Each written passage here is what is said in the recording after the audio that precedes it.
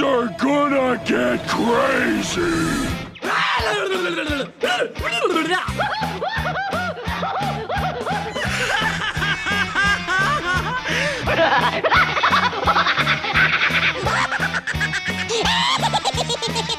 Most everyone's mad here.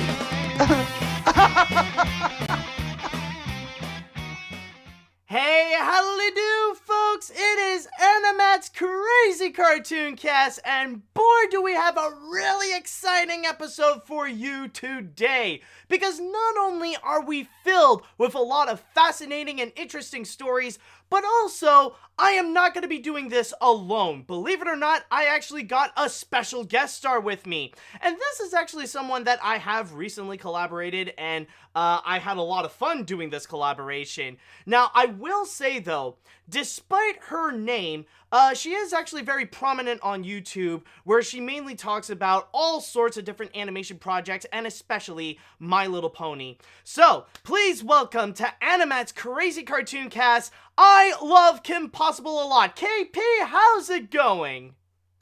Wow, that's a lot of energy. I'm in Pacific Standard, so I'm still kind of sort of waking up. But yeah, I appreciate that passionate intro.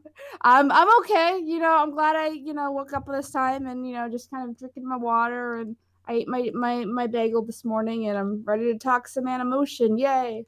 Alright, that is perfect. Well, this is definitely a great wake-up call to go and start things off. So, before I go and begin, I would like to go and ask you, KP, even though you're just a little bit more awake, are you still ready to get things started on this podcast? And at the same time, Chadwell, are you ready to start this episode of AniMat's Crazy Cartoon Cast? Let me hear it. Whoa, that was the best enthusiasm I could muster. But yeah, let's do it. Oh, and we got a subscriber, so thank you very much. Daniel is the Vasquez for the little subscription there. And it looks like people are definitely ready. That's perfect to hear. So with that said, let us go and get things started. And I think I might as well start things off by discussing about last week's biggest movie. And you know which one I'm talking about, which is Sonic the Hedgehog. And with Sonic, the movie came out.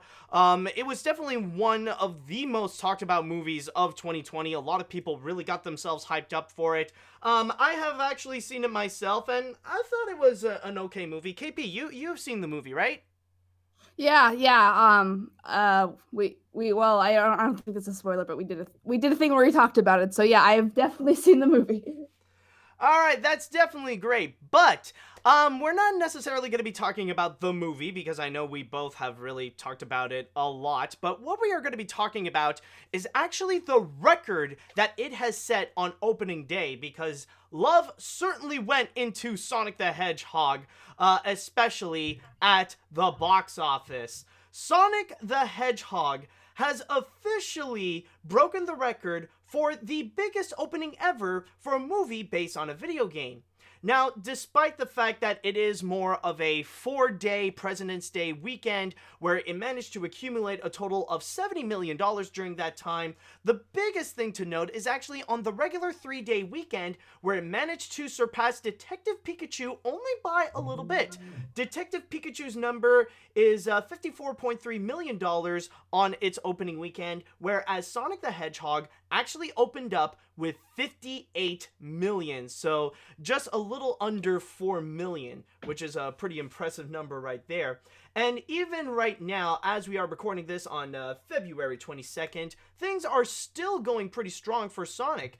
As going into my source on the Box Office Mojo, it is stated right now, Sonic the Hedgehog has managed to accumulate a total of $86.7 million domestically, and a worldwide total of $137 million. Now, KP, I want to ask you, I don't know if you're someone who does pay attention to the box office, but are you really surprised that Sonic the Hedgehog has managed to become this successful, that it even managed to exceed all expectations, exceed Paramount's expectations, and exceed the box office, the box office analysts' expectations? Are you surprised that it became a major hit so far? I'm slightly surprised. I guess the the thing that the takeaway from all this is that if you care about your fans and you do something that's the right move, then people will respond to that. I don't know if that, like, I imagine people would have still seen the old movie just kind of as a meme, but I don't think the franchise, like, they're obviously tuning it to be a franchise, so I don't think the whole franchise goal would be successful if they just kept the old design. So, and I'm glad, because I'm glad they did the right thing and they got money back on that investment. So, good for them. Absolutely. I definitely got to agree with you there, where that definitely did play a key factor. I know there would probably be a few people out there that would say that, oh, maybe this is going to be like this one was all intentional. It's all like for marketing purposes to pay attention. But rather, if it was on purpose or not, you got to admit it was something that did actually work. And I think in a way, it actually worked a lot more than planned, because not only did they actually listen to internet criticism and decide to update on the design, but at the same time, we also kind of have a contrasting example of like what happens when you don't listen and keep moving forward with your hideous design. And I would actually say, it might sound crazy, but I feel like Cats might have played a factor in Sonic the Hedgehog's success. Because what happened with Cats is pretty much the same thing, where the first intro was introduced, people were freaked out by the visuals, but instead of repairing the visuals, Universal instead decided to go and double down on it, and right now, the consequences were really dire for them, where it became a massive box office bomb, and pretty much decided to let go of its awards campaign. Whereas Sonic, on the other hand, like, even though technically it is a minor issue in terms of, like, the whole movie in itself, because it is, after all, just the character design of the original character, the thing with Sonic the Hedgehog is that it did listen to what the internet is saying. Like, people were making memes, people were just talking about that, and they decided to fix that up and made something that is more appealing and more true to the original design. And yeah, it actually worked out. Where now overall, the visuals and the special effects that are done in Sonic the Hedgehog, they actually do look great. Mm-hmm. Yeah, I'm pleasantly surprised. I think we all are. And it's just like, if you make a movie that's good, you might actually get a return investment. What's that? So I always think it's funny with cases like Cats, for instance, where studios think they can trick us, and they have this like poorly put together movie, George Lucas prequel style kind of movie, and they're just like, well, let's just like focus on the visual effects. Let's just focus on kind of the spectacle of the movie, and hopefully we'll still get people in butts that seat. And like, that will probably work maybe for the first week of its release, but beyond that, I feel like people will either see it ironically, like with the Emoji Movie with Cats, or they'll just kind of lose interest and they'll stay away because they don't want to spend their money on a bad movie unless they're going to gain something out of it. That's $20. I'd rather use my $20, or at least if I'm going to see it, I'll just wait till I can see it on a streaming service, which is not free, but it's not gonna. I don't have to pay an additional cost to go see it. So, it's like, I guess, when will Hollywood learn? Yeah, but then again, there is also one argument that I would like to make, and it would be interesting to know, like, regarding, like, if they kept the original design and stuff like that. Like, another thing that I do feel why this movie became massively successful is because, after all, it is Sonic the Hedgehog. Now, it did deliver just on the bare minimum of Sonic. Like, they only gave out Sonic, Dr. Robotnik, and that's it. And from there, like, it does make me wonder how, like, even if they kept the original, if they still kept the original design, would it still be a success? Maybe not as successful as it is right now, but would Paramount still get a bit of its money? Because after all, we are talking about Sonic, and Sonic really does have a massively prominent fan base. Like, people were hyping up about it. People were all excited about it. They could not stop talking about it throughout 2019 altogether, rather it be about the design or how the movie is in general. Like, either way, it does make me wonder, even for, like, the diehard Sonic fans, would they still be willing to go and buy a ticket and see the movie, even with that previous design? Yes and no. I think it depends if they could forgive it, I feel. I realize the live stream is a little bit lagging, so it messed me up because I'm looking at your webcam and then anyway. So yes and no. I feel like if they could look past this design and kind of just get behind like the fact that there is a Sonic the Hedgehog movie that came out in 2020, and forgive it. But I feel like, I mean, correct me if I'm wrong. I'm not the biggest Sonic fan, but or I don't know as much as Sonic about Sonic than compared to other people. Okay, words are hard. Anyway, um, but I feel like maybe a portion of the fan base maybe also felt a little bit betrayed. Like, this is obviously not what you do. This is not how I want, hashtag not my Sonic kind of thing. Like, this is not what and I wonder if that would have affected if they saw the movie, or they were just like, I would have seen the movie if X, but because they went forward with this like gross Sonic, they should have known better. Like, I don't know if I can get it behind 120%, so I might see it later. So I think it just depends on the individual and their expectations with Sonic, and if they wanted to support the franchise as a whole, or if they just kind of they had higher expectations and they would rather wait for a movie that is somewhat more seemingly more respectful, again, if they kept the original design. So True. that's my 2 cents. Yeah, it is true that some would it would definitely be controversial, where like it would definitely split the fan base up. But then again, I wouldn't imagine it be something that would completely betray Sonic fans massively, especially considering the fact that we are talking about Sonic the Hedgehog. And even if like the movie would turn out to be like some kind of disaster, it wouldn't necessarily be the first time Sonic had a disastrous moment. Because like when you look at the video when you look at the video games, like we've already got like the 2006 game, and then we've also got like the Sonic Boom games, and like probably a few others as well. But I've probably seen a few social media posts where they said it best that for Sonic fans, they are pretty used to, at this point, to see Sonic going through failure after failure. Now, depending if that one would have been a failure, then like not really. But in this case, that's just all hypothetical, of course, because that did not happen. And what we see here, yeah, it is kind of a success for Sonic. Like, it's not the best movie, but this is the first time that Sonic the Hedgehog in general has had a massive success and a wide appeal with audiences. Mm-hmm. Yeah, and then that's where my knowledge of not being a Sonic fan and not knowing the franchise's history as far as them making some, unfavorable choices and decisions, affecting how fans are viewing this movie. So thanks for your insight about that. Yeah. No, because I know for them that even though this is not technically a huge victory, it's not like an Oscar-winning victory, but for them, the fact that Sonic has a victory is still kind of a big deal for the Sonic fan base. So I know that they are extremely happy for this one. And yeah, go ahead. No, I forgot what I was saying.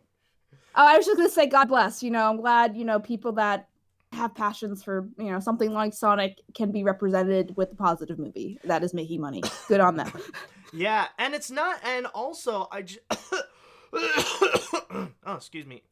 I don't know why I was coughing, but anyways, another thing that I just want to quickly add also, this isn't just a major victory for the Sonic fans as well.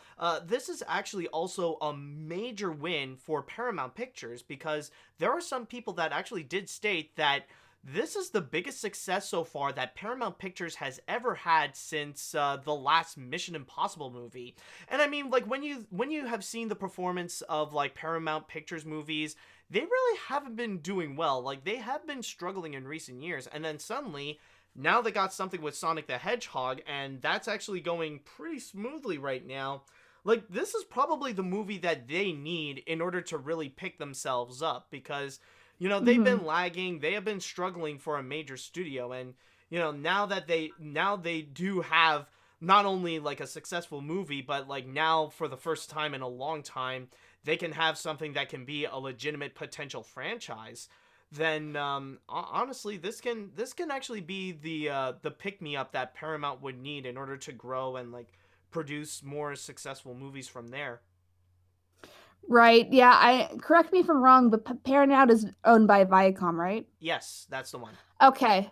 Yeah. So I imagine, if they're pulling, properties from like the Nickelodeon archives and stuff like that, back in the 90s, I remember like there was a Nickelodeon movie between like every so often with the Wild Thornberrys, and it seems like their archive of, pre-made material, and which is what audiences seem to respond to a lot as of late, is they're afraid to kind of put that stuff on, at risk. I feel. Yeah. So I guess it just I'm glad for the studio. I'm glad there was a lesson about doing the right thing and how that paid off with money, but also for also the again doing the right thing for the sake of it. So they didn't know they were gonna make money. It was a risk. So yeah, good. I don't really have anything else to add. So. Yeah, I think that's all I could really say on it as well. It's just a note that it is it's doing massively successfully, like even as a video game based movie. So I'll just say congratulations to the team of Sonic the Hedgehog, and we'll see how far this success can go for this movie. And maybe, who knows? Like, I've already heard that they're already in talks of possibly making a sequel. Like, rumors are already starting to spread around that Dwayne "The Rock" Johnson might possibly appear in the sequel or even voice someone in the sequel. Who knows? Yeah, I'm all for The Rock as Knuckles, as the meme is happening. I think what happened is someone dubbed some Moana lines to like pictures of Knuckles, and then everyone's just like, "That's a great idea," and then it kind of went from there. So. Who knows? Paramount seems more keen to listen to people on the internet, so who knows? Maybe they could legitimately make that happen. It's like sometimes people on the internet have ideas that don't totally suck. Imagine that. Sometimes it can happen. They can have that diamond in the rough. All right, so with that said, though, I would like to go and pass on to the chat wall, and I would like to ask, what do you guys think about the success of Sonic the Hedgehog having the biggest opening ever for a video game-based movie? Now, if you guys have seen Sonic the Hedgehog, did you guys like it? Do you think its success right now really does justify how it is as a movie? Let me know what you all think. And I just need a bit of water now. Okay, let me see now.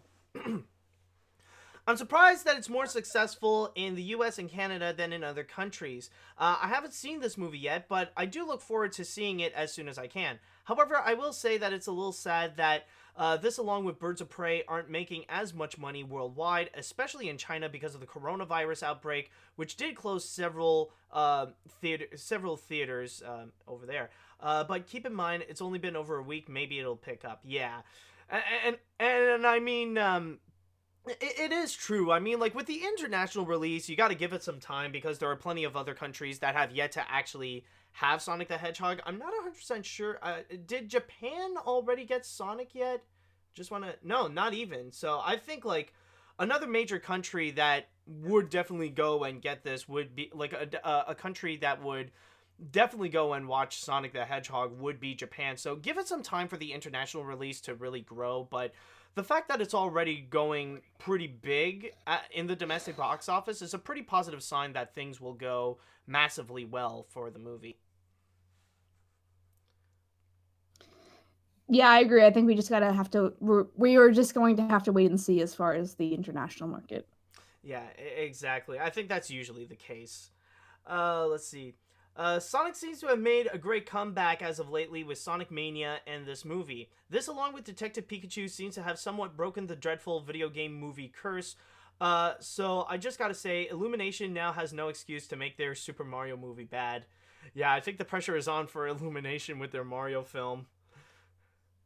Oh boy. Swear to God, if there's minions in the Super Mario movie, I'm gonna You never know. They could make like little cameos disguised as Goombas. Oh boy. We'll see how it goes with that. Do not want. All right. Let's see. You may know me as a huge Sonic fan. I will congratulate to Paramount to not letting me down. I even bought a Sonic plush keychain in theaters while watching the movie. Paramount found a success. Oh, that's nice. Can you imagine the gags they can show with Sonic being annoyed by Amy? Well, that will have to wait until the second movie comes when we'll discuss about new characters joining in. So one step at a time. That like they've experimented a little bit with Sonic. Now, like, if they do make a sequel, that's when they're gonna really go crazy with all the different characters to add in. Let's see now. Major congrats to the team at Sonic for the massive success. I've yet to see the movie myself, but it does look really fun, and as you put it, a pretty good popcorn flick. I'll probably check it out tomorrow with my dad, but it does have me wondering what will happen in the sequel. Maybe we can get one of the Black Panther actors as Knuckles. I mean, the possibilities are all there, but so far the internet is crying out for Dwayne "The Rock" Johnson. Oh, which does remind me, though. It does remind me a bit, like, speaking of Amy, who would be Amy? Like, would you have ideas? I don't know. I imagine I don't really know her character enough to have a preference. I just know she's kind of like the I'm blanking on her name, but the character from Animaniacs who's just like overly affectionate to like all Dot? the pets. Or... Not Dot, the Oh, with the I think Mindy, like Mindy and Buttons, I think. the girl Elmira. Elmira. Okay. Yeah. So that one. So that's the basis of how I know. Every time I see Amy, I just think of Minnie Mouse. So you know. Oh. I don't really have a preference. I imagine it's going to just be dependent on what female actresses are popular at the time, frankly. Probably. Oh, but I think I actually do have one in mind that, like, it just popped in my head, but I think she could actually be a great Amy. Like, it would be interesting. It would be a little outside of the usual characters she would play. Imagine Kristen Schaal as Amy. It could work out. That might be fun. Give it like a Lola Bunny kind of vibe. Yeah, I think it just depends on what her storyline is in the second one, assuming there will be a second one at this point. So, I'm not sure if they're want to go for Kristen Schaal. Oh yeah, Kristen Schaal. Yeah, that's a good. Never mind. That's a good idea. Yeah, there you go. Now it just clicked on you. It's like, oh, her. Oh, absolutely. I'm just like, oh yeah, let's have a Mabel, like Mabel Amy. Pretty much, like you just take Mabel, just like make her, like, give her the teenage mentality and just have it be Amy. Yeah, that would be cute. All right, let's see now. I'm so happy that the Sonic movie is now the #1 box office in video game movies of all time. I'm so happy that both Sega Sammy Holdings and Viacom BC have made the Sonic movie become good after you know what I'm talking about. But thank you very much, Viacom and Sega, for doing this. Okay, I'll go read one more, and then we're gonna jump on to the next story. Let's see now. This is a big win for not only Sonic fans, but Paramount, even though the movie was decent into the box office in total so far. It is a big hit Paramount needed. I think 2020 will be a good year for them, like SpongeBob and Top Gun. At least they have decent future, unlike Sony, where they're desperate for milking their franchises to the ground. Okay. So, I think... Hold on a sec. Alright. I think we should be good with the Sonic story. Yeah, I think we're good. That's actually a good transition, right? Yep, I think it's pretty good. Hold on a sec. There we go. So, with that said, it is now time we're going to jump onto our next story. And with the next one that we have, we're going to be talking about an upcoming animated feature. And this was something that was recently announced. Now, beforehand, we didn't really get all that much info, except really for a tiny little synopsis and a title, which it was called The Mitchells vs. the Machines. But now, some new information has been revealed, and now things are going to be totally different, including the title itself, where it's going to be a lot simpler, just as connected. Yes, Sony Pictures Animation has officially revealed some brand new info about the movie that they call Connected, in which this article from Entertainment Weekly, like right now, they are shamelessly promoting it as Phil Lord and Chris Miller's movie, despite the fact that they are only there as producers. The real director of this is actually Mike Rianda, who is making his directorial debut, whom, speaking of Kristen Schaal, has previously worked on Gravity Falls. And from there, this article here does reveal a lot more about what's going to be going on in this movie, along with the first time that we are going to see some new pictures, and now we see what the characters are going to look like. And on top of that, I think I mentioned this already, the fact that they revealed some people who will be among the cast.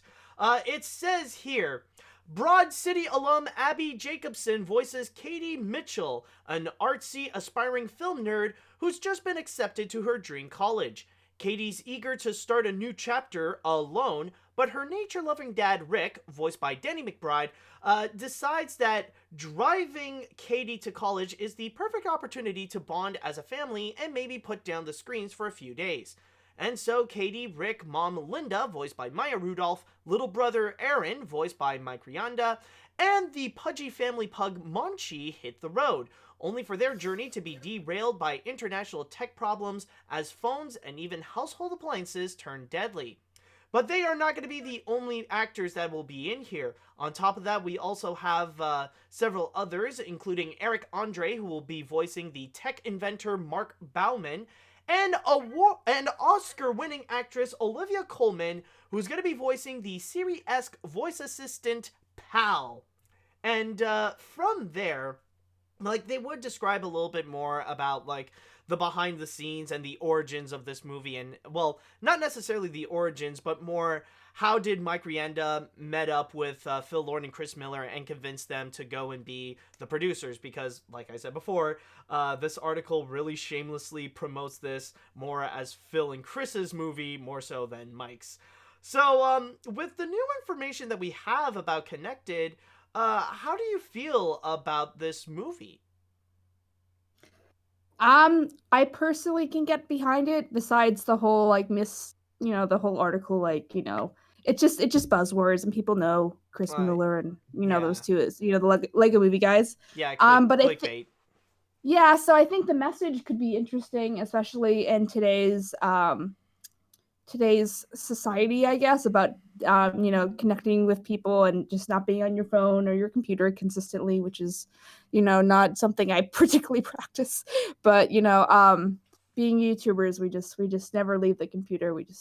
The sunlight is, what is that? But anyway, I thought it was interesting to have the protagonist girl be a film art student. So I'm kind of always for media that's also, like, educating people about the media, if that makes sense, because I feel like, who are the people consuming tons of animation? People that like animation. I'm sure they'd like to see their passions being reflected, in the actual media themselves. I feel like that's pretty meta and cool. So I'm not saying that this is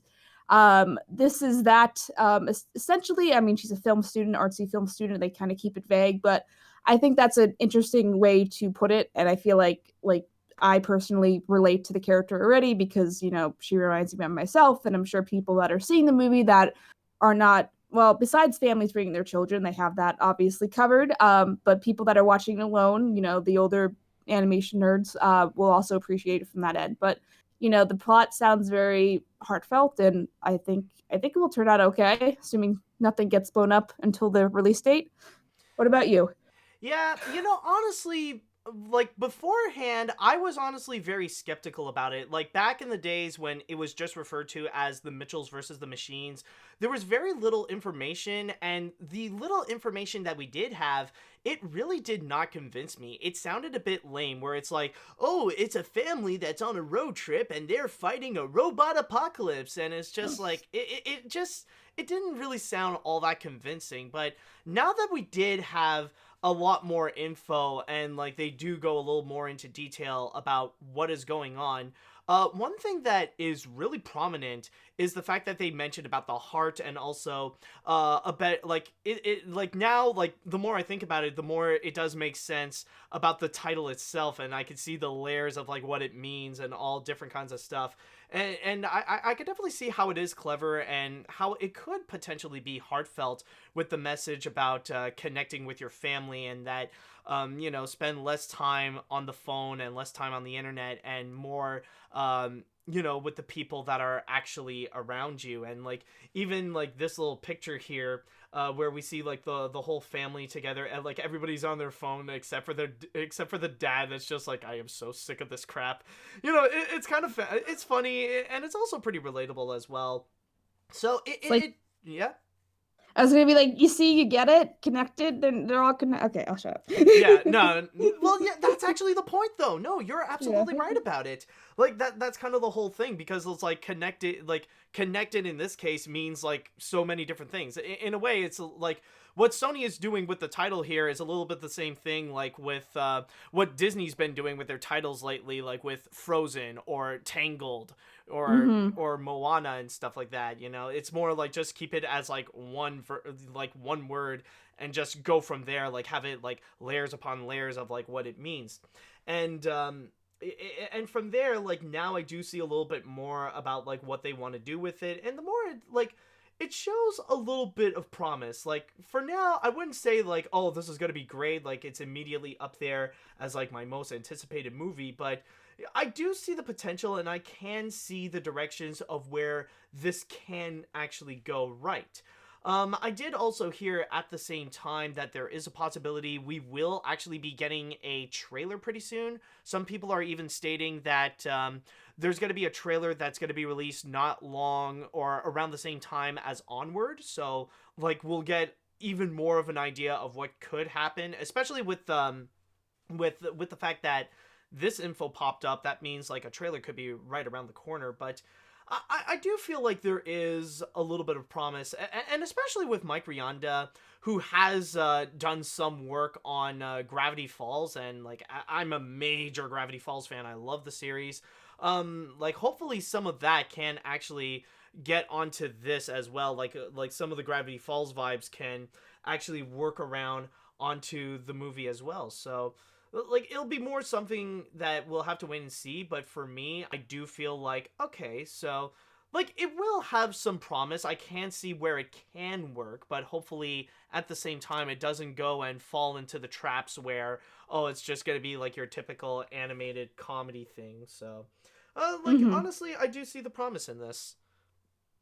Yeah, I agree. Cautiously optimistic. Yeah, I think that's the best way to put it. And like major props to them for actually making me go from highly doubtful to cautiously optimistic. So, and like even the designs, like even with the first pictures that we have, like with the designs of the characters, like they're not too bad, I would say. Like even like this one that's more ominous and more serious, where like you see the girl that's just standing in front of this like apocalyptic world, like that actually does seem pretty cool.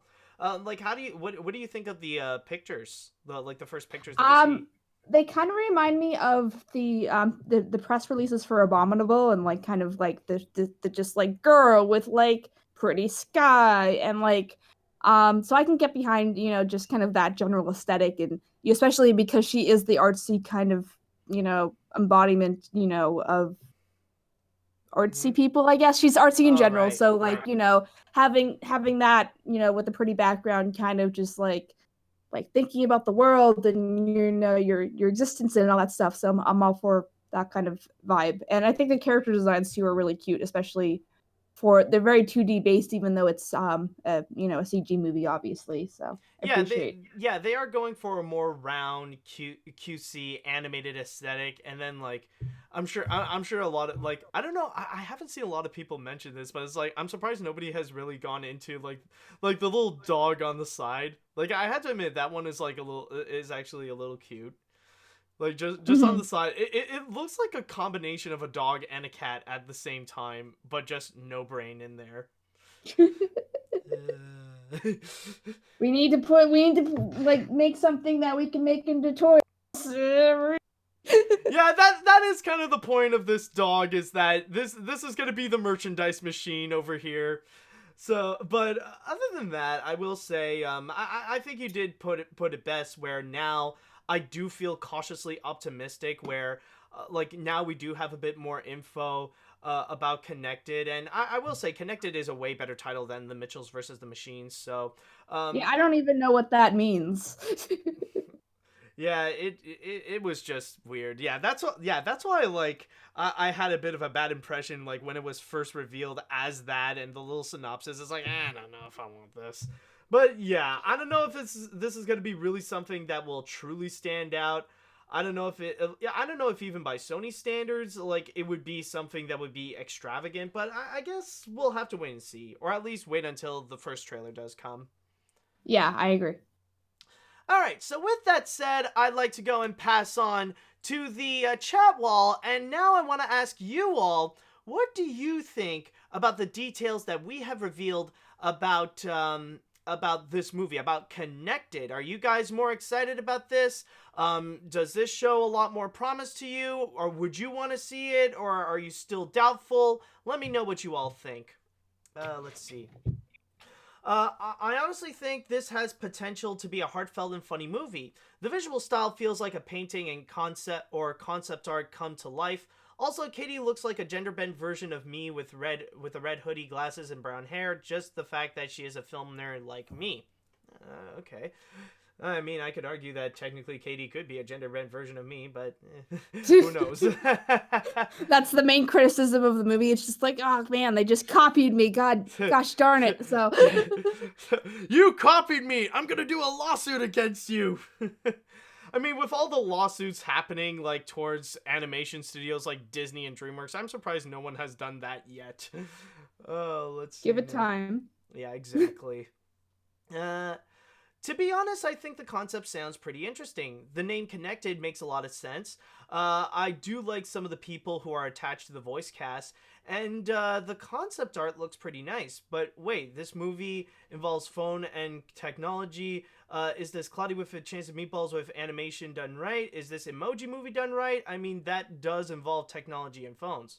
Well, I mean, it is true, especially with Emoji Movie, that this is not the first time for Sony Animation to get into a film where, like, the theme really does involve technology and especially phones. So, who knows? Maybe it could be, like, a bit of a... But it is true. Some people in the chat wall even did mention this, where, like, the message is kind of the opposite, where you gotta let go of them instead of using them as tools to, like, communicate and stuff like that. So... like, it is true. Like, maybe Sony is just trying to do an anti-emoji movie with this thing. They're trying to wash their hands. Oh, God, but honestly, it just reminded me, but then on the other hand, it is true that they are gonna go and, like, they might throw in some emoji movie Easter eggs. Like, that is still highly possible, though. Oof, I guess there's only one way to find out, but I think don't judge the parts, don't judge the parts on the whole, I guess. So just because this movie has technology, or has it in the plot somehow, that doesn't mean it's gonna be like the Emoji Movie or like something else, because it's all about the main plot and how they use it. It's like don't judge an artist on what kind of paint they pick. Judge them on the finished painting and how they used it. So yeah, that's a nice expression. I should use that more often. I mean, as an artist and painter myself, like, I would like to use that, actually. Yeah, go for it. I just made it up on the spot, but that was just the best comparison I could use. I could think of. So yeah, exactly. Like, you cannot judge Sausage Party because the concept sounds familiar to Food Fight. So there is that. Let's see now. With Mike Rianda being the director alongside Lord and Miller as producers, this could be a great movie. But the first picture practically radiates boomer comic energy. I can already hear the dad saying, "You dang kids in your phones." I do enjoy the second picture a lot more. I do agree more that for me, I do have a bit of a preference to the second picture than the first, because the first does seem like your typical generic animated kids flick, and I can understand the comparisons to, like, some kind of boomer comic making some kind of, like, clever commentary on phones and technology. I mean, it is true. It could be something. I never thought of that, but That you do bring up a good point. That's the whole movie. It's just like, they're just like, you dang kids, and then the kids are like, okay, boomer, and then it cuts to black, that's Yeah. it. Yeah, oh my god. Oh, chances are, would you this might sound a bit crazy, but would you think this movie would actually go as far and do a okay boomer joke? I mean, it depends on how that joke ages, and it depends like when this comes out, because they might do even a thing where they're like, let's put this in, it's funny for a movie, and they might cut it out because like, okay, boomer, it's like 2022, like what is this, 2 years ago? So I think they're probably like keeping the relevancy of the movie. We don't want to overly date it and it being, so I think it just will just depend. I think the safe bet is no. But if they want to do something maybe like in the Sonic vein of like having a reference to that meme, but also it not really affecting like the plot, and it's just kind of an inside joke to people that understand it. So that's probably the way to go if they want to include something like that. But I guess we'll have to see. Yeah, that is true. It's not going to be something that would be like something that would totally fall apart. I mean, like, yeah, Sonic did the floss of a couple of times in the movie, but it's not going to be something that would be crippling the quality of the picture, And there are things that have been worse, like even the Emoji Movie, like for example, that one did like a Bye Felicia joke, and it just like that one made things worse for the movie. But like it depends on the execution, I guess. Yeah. But it's already starting to date a little bit, so be cautious, Sony, if you decide to pull the okay boomer puns. Yeah, that is true. That is true. I'll read one more comment and then we're gonna jump on to the next story. I'm now more interested with this movie now. I want to see what the trailer looks like and see if they are promising a heartfelt story that is more than just fighting against the machines and phone bad as well. I hope to see this. I hope to see what the trailer looks like. Also, someone on Twitter points out that the girl has a color stripe button on her jacket. So I'm wondering, is the girl an LGBTQ person in a Sony movie? If so, kudos to them for having a main character an LGBTQ person. I'm just gonna say for now, I mean, like, this is literally the first picture that we got, and yeah, like, she'll have the button, but I'm just gonna say, like, considering it is from Sony Pictures, I don't if I would have to make a bet, I would say no. Like, we're still not at that point where people are fully comfortable of having LGBTQ characters prominently present in movies, or especially family-friendly movies. So I think, honestly, Sony has yet to really have the courage to fully go and have LGBTQ representation, especially for their main characters in animated films. Like, yeah, like, maybe they'll just throw it in as, like, a little thing that she does support, but I highly doubt that. Like, I think that is a bit over-analyzing for now, saying that, she has that button, that means she's an LGBTQ person. Yeah, I would be surprised if they went that way, just because, the artsy fartsy kind of vibe, but I agree with Matt that it's probably just too soon, and maybe it might just be a button with a funny design, so. Yeah, it's wishful thinking that you've been hearing on social media. That's all it is. I mean, it would be nice when the day comes that we will have an LGBTQ character that's leading a family-friendly animated film, but I don't think this is going to be one of them. Yeah. Yes, and with that said, it is now time that we shall go and jump onto our next story. And this one, KP, I believe you will go and take center stage on this, because I'm sure you will have a lot more info on this than I would, because this is... well, maybe a little bit, but the thing is with this one is that I'm actually kind of surprised that, like, we are already at this point, because, believe it or not, we are officially going to have the grand finale of Steven Universe.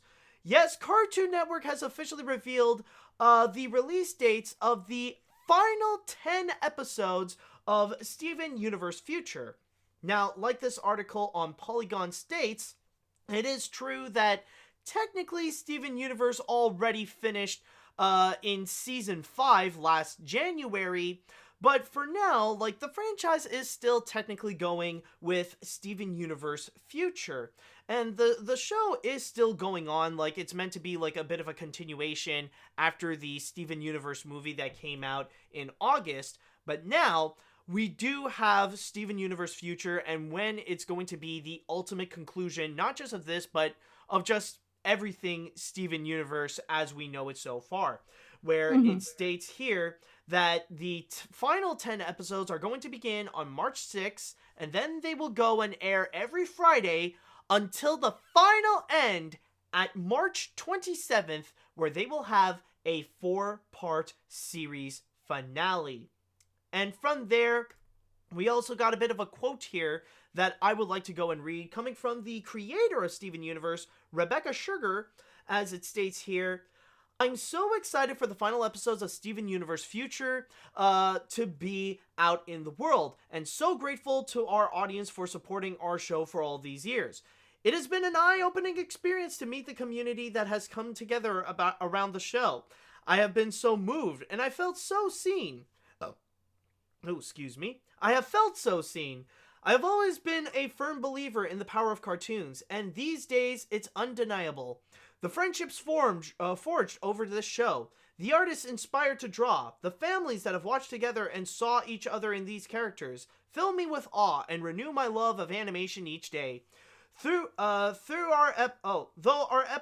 our epilogue series is coming to a close, please trust that, like us, these characters will always be growing, changing, and supporting each other. From the bottom of my heart, thank you so much for watching our show." By the way, I guess I never properly asked, but, like, do you watch Steven Universe? Yeah, I'm not as hardcore as some people are about it, but I do watch it and I do enjoy it. I don't think I'd ever be to a point where I'm passionate enough to make, like, for my channel to be like the Steven Universe channel. So, like, that kind of artistic passion for me specifically is, it comes every like 10 years or so, and then it's strong and it burns, and then it burns with you until like there's nothing left in your soul.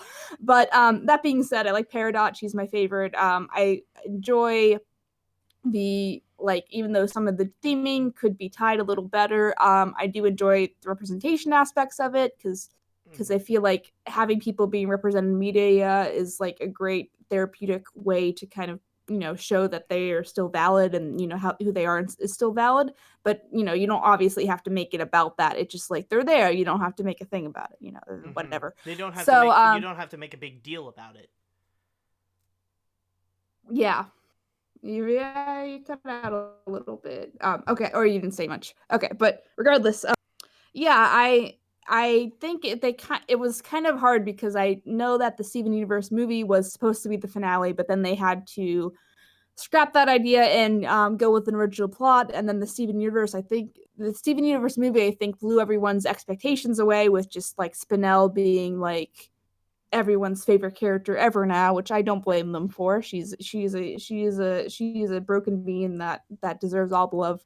So I think that's going to be a hard aspect to top, because I've been watching, sparingly, the new Steven Universe Future, words are heard, and I can't. They just seem to be having a casual approach as far as exploring Steven's trauma.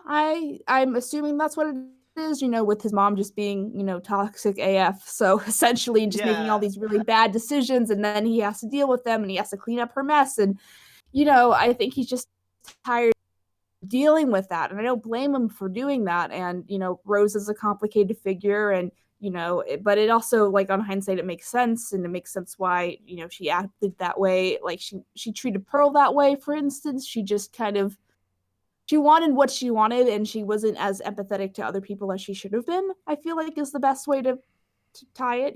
Correct me if I'm wrong, or you correct me if that's the wrong reading. But, at the end of the day, I do think Steven Universe has been significantly positive to a lot of people. And it was really the start of the first LGBTQT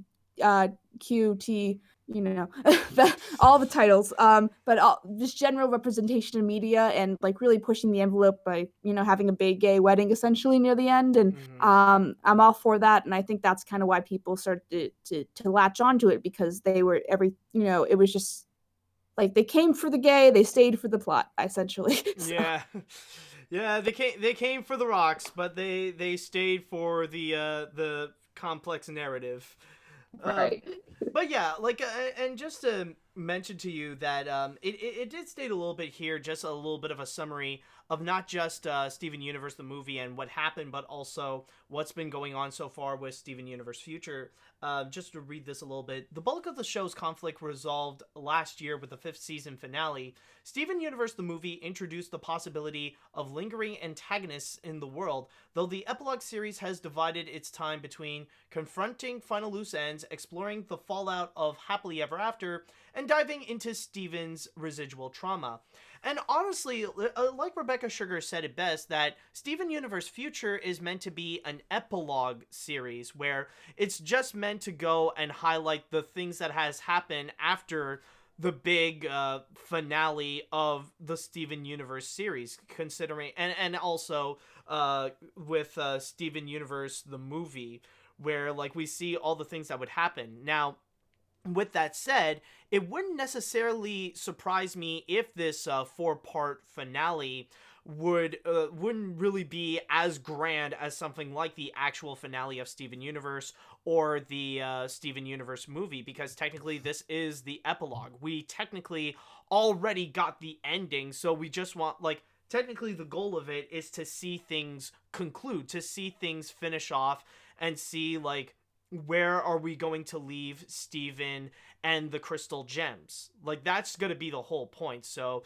what I'm basically saying is that I wouldn't be surprised if the expectations are not going to be as high as something like Steven Universe the movie, but hopefully it will do its job to go and conclude everything and to give everyone a conclusion. That's basically the idea that I'm thinking of. But for me, what kind of does amaze me about this piece of news, even though I don't necessarily watch Steven Universe, but I am highly aware of the impact that Steven Universe has done in pop culture, and the fact that, like, now it's pretty much saying that the entirety of Steven Universe is ending. Like, even for me, it is actually kind of a shock. It's like, oh my god, it's done, and people have to say goodbye to characters like Steven, Amethyst, Pearl, and Garnet, and all those characters, because, like, I know for many it's been quite an epic journey. So from there, it's kind of shocking, and especially with Steven Universe, it definitely is one of the most impactful Cartoon Network shows in recent years, or even like one of the biggest shows on Cartoon Network in the 2010s, right up there with Adventure Time, and especially, even as you stated, it's definitely one of the most progressive shows, where it even like stood out from the crowd, decided to break the mold, and decided, you know what, screw it, let's have some legit LGBT representation, and really went all out on it. And hopefully that can be a major stepping stone for more LGBT representation in animated shows. And we are already starting to see that, where there have been a few series that are not shy of showing LGBT representation, especially shows like The Loud House, or even some older shows as well, where even Arthur is coming in with Mr. Ratburn getting married to a chocolatier with Patrick. Okay. Sorry, you broke up slightly, but sorry. Yeah, I was just gonna say I was personally moved by the Arthur case, for instance, because it's taking a bunch of old white guys who don't know any better and saying like, hey, this is probably a good angle. And I remember the feed of like everyone just like buzzing positively, and like everyone spamming the Arthur creator about how important that was, and him just like reacting, and that went viral, and I'm just like, yay, all the feels. So I think people are slowly starting to, not that I'm all are slowly starting to be more progressive, and that's I'm all for that. And it's like the thing I think of, it's like it's legal in all 50 states at this point, so this is not like this shouldn't be a controversial thing anymore. It just it is what it is, and you might not agree with it, but at the same time, like, you know, that doesn't mean you get to dismiss other people who identify as whatever. So, you know, Exactly. that's my 2 cents. Yeah. Yeah, exactly. We still have a long way to go, and we still have plenty of bigots and homophobes that are just against LGBT representation and want to try their hardest to go and censor that. But we are still on the right track to silence those voices and actually have LGBT representation to be more prominent and to be more common, to be basically just an acceptable thing, to make it okay for even family-friendly shows like Steven Universe, where we would have cartoons that would have LGBT representation and would be no different than any other show out there. So, like, at least with Steven Universe, one of the best things that it has done is that it really encouraged the stepping stones, the first steps of LGBT representation to be common in cartoons and family-friendly series. And the fact that it is ending, it's like, honestly, because of that, it kind of makes the ending of this show pretty bittersweet. To see this, you know, to see Steven Universe leave, but, you know, you don't want to drag this on Simpsons or SpongeBob style, so it's sad to see it go, but it definitely left an amazing impact in pop culture. Yeah, I agree. And you know, and media is probably the most progressive way to like educate people, because when they emote with characters or they emote with storylines, then they slowly become more open. And you know, it's just like I think of the example of Modern Family and including the Mitch and Cam, and how that slowly kind of opened up and had people kind of understand, you know, just like, you know, like LGBTQ culture and all that, how that worked and that dynamic, and how, you know, they're just people who want to be happy. And you know, I think this has become the gay pride rant. So we'll move on to the next topic, I guess. All right, but it's gonna be sad to see it go, but yeah, but if you guys are still interested to go and check out the finale of Steven Universe Future, it will be starting on March 6th on Cartoon Network, all the way up to the grand finale on March 27th. So with that said, let us now go into the chat wall, and I want to ask you guys, what do you think of the fact that Steven Universe is officially ending altogether? Are you guys excited to see the finale of Steven Universe? Are you guys interested to know what is going to happen? Do you have any aspirations of what could happen? Let me know what you all think. Let's see now. I have a feeling that the 4-part series finale of Steven Universe is going to be the most epic thing ever shown on Cartoon Network in a best way. I don't know about that. Again, as I said, it's going to be hard to really top the stuff that they've already done with the actual finale of Steven Universe and the Steven Universe movie. So, like, I wouldn't be surprised if the finale is going to be more down to earth than something that's going to be grandiose and epic. You get it, down to earth, because they're aliens. Okay. I wasn't trying to make a pun. Now settle down. Anyways, while I am out of the loop with the series, I appreciate the impact and influence it did leave behind these past 7 years. I only wish it does not glorify treason with consequences. Regardless, thank you, Rebecca, for a very mature and groundbreaking animated series nonetheless. Let's see now. I'll admit I do not have that much of a connection to Steven Universe, since I've only seen one episode and glimpsed the movie, but it's always sad to see a show that made such a massive impact come to its curtain call. Godspeed, Steven Universe. It'll take a lot. I'm sure that Glitch Tech and maybe Thundercats Roar. It'll take a lot. Oh, okay, but like maybe those shows. Oh, Thundercats Roar will carry on your legacy. Also, speaking of Glitch Tech, if y'all watch that because you think Miko is dummy thick, just remember she's 14. Ah, okay. Which, by the way, didn't that meme started out with something related to Steven Universe, that dummy thick thing? I don't even remember, to be honest. I don't know that meme, so I'm in the dark. I don't know. Like, I only recall if, like, one of the first things that happened with the dummy thick thing, like, it started out, I think it was, like, with Steven's dad or with Greg, like, trying to make that comic comment or something like that. I don't know. It's like it's like I don't know. It just had a flash in my head, or maybe it's just me. Like the first time I've heard about that meme, it was something Steven Universe related, and it was Greg making that comment. Oh, Greg, what are we gonna do with you? Yeah, exactly. Let's see. I am sad to see this go. I love Steven Universe. I hope they continue the Light games, though, even though I haven't finished Unleash the Light yet. Oh, the games, right. There's also some games. Let's see, what else? I like to see more LGBTQ themes in more movies and shows, and if Disney wants a gay princess, there's an 1872 gothic novella called Carmilla, where it's about a lesbian vampire. I think that's something for Disney to think about. Could be. I mean, they have, like, there have been reports where they said that they have been considering it. Yeah, I mean, I don't think they're gonna pull the trigger and make Elsa gay because she's just too much of a money grabber. That I'm afraid they don't want any controversy with that. But I Yeah. think Sadly, that's the.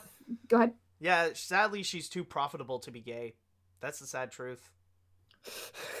She makes too much money to be controversial. But yeah, I think it just depends on if the story's there first. So like again, we don't want to be like the whole story being like, let's make a gay princess, but like if it if there's a story and then it's like, well, this would be a better beat if she was gay because she's dealing with like some bigots or some BS, then that's probably the way to do it. So. Oh, good point. That's actually a great idea. Let's see. I'll read one more comment, then we're gonna jump on to the next story. I think Steven Universe ending on Future is a good way to end the show. I watched the show from the very beginning and enjoyed the world building, character development, and the LGBT representation. I thank Rebecca Sugar and the cast and the Creniverse for the awesome show. Crewiverse. Oh, Crewiverse. Okay. Yeah. Didn't know that's what they are called. All right, but anyways, let's go and literally change the channel this time, where we are going to go from Cartoon Network to Nickelodeon, because in terms of the future of Nickelodeon, oh man, they got a whole bunch of stuff that are going to be coming. And not only renewals, but also some new shows where we are going to see some familiar faces, some familiar faces and some new faces at the same time. So let's take a look at the 2020 and 2021 lineup from Nickelodeon. Now, first off, I'll go and mention about some of the renewals that they have, because there are some shows that will be coming back. They have confirmed that there's going to be more episodes of the first season of All That will be happening, and also new seasons of The Casagrandes, Blue's Clues and You, Paw Patrol, Blaze and the Monster Machines, Bubble Guppies, Top Elf, and Are You Afraid of the Dark? But then we got some of the new shows, and a lot of them, surprisingly, are actually some spin-offs. And first off, we actually got Kamp Koral.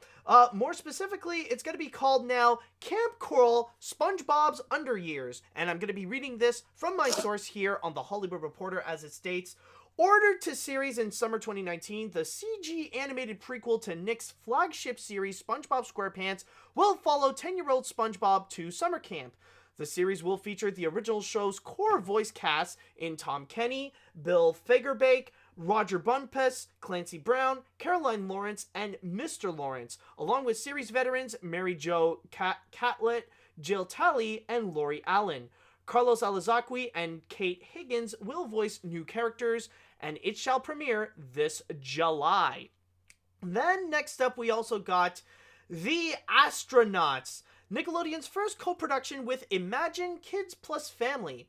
The 10-episode series will follow a group of kids who embark on the adventure of a lifetime when they're mistakenly launched into space. And we also got a quote here coming from Brian Robbins, the head of Nickelodeon, as it states, "The Astronaut stands as one of the most ambitious and cinematic stories Nickelodeon has ever told, and we are so proud to partner with Imagine Entertainment's Brian Grazer and Ron Howard, and Stephanie Sperber as their Kids Plus Family division on this new series." Grazer, Howard, and Sperber executive produce, with writer and showrunner Daniel Knopf and director Dean Israelite. Jonathan Franks and Marcus Stokes also direct, which this one will premiere this summer. And then Oh, this is going to be one that people will really be talking about, and this is probably the one that people have talked about the most, more so than Kamp Koral, actually, which is going to be the Loud House A Very Loud Christmas. Oh, but this isn't just going to be any regular Loud House Christmas special. This is going to be a live-action Loud House Christmas special. A live-action holiday movie based on the long-running animated series will find Lincoln Loud gearing up for the ultimate Christmas, only to find out most of his 10 sisters have plans to be elsewhere. Lincoln and best friend Clyde go on a mission to sabotage their plans and preserve the family's holiday traditions. Casting is underway, with production set for summer and a holiday season premiere. Then after that, we got Big Nate. Based on writer and cartoonist Lincoln Pierce's best-selling books, the animated series, ordered for 26 episodes, will center on the titular 6th grader and his friends, with their adventures usually ending up in disaster, detention, or both. And we also got a quote here from Lincoln Pierce himself saying, "With the green light of this show, Nate is getting one step closer to achieving true awesomeness." Oh, we also got another subscriber. Thank you very much, Yami119.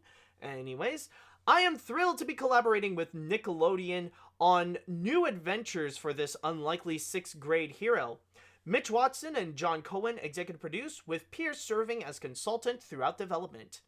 And finally, the last show that we got here is going to be another spin-off. It's not just going to be Kamp Koral that's coming up, but we also got a spin-off to Henry Danger called Danger Force. A spin-off focusing on 2 characters from the original series, Ray, or Captain Man, voiced by Cooper Barnes, and Schwaz, voiced by Michael D. Cohen, along with new characters played by Havan Flores, Terrence Little Garden High, Dana Heath, and Luca Lujan, who are new students at Swellview Academy for the Gifted. Series veterans Christopher J. Nowak executive produce, and Barnes and Henry Danger star Jace Norman produce. Premieres March 28th. Now, I know that is a mouthful, and there's a lot of shows to discuss, but KP, which one of these shows stand out to you the most?